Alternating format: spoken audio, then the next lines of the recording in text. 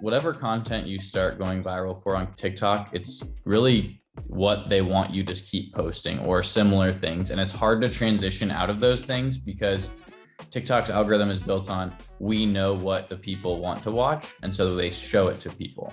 And if you start changing your content, the algorithm knows that it's slightly different and starts kind of not penalizing you, but not really willing to push it out to everyone it would normally if you stuck within your content. It's really interesting to figure out a way to really get brands to work together with creators in content that matches the content that the creator was doing. And that's kind of like the hardest part with as a strategist, is to teach the brand that TikTok's a different animal. What you've done on other platforms isn't really going to work here. It's super authentic. It has to be from the creator's heart.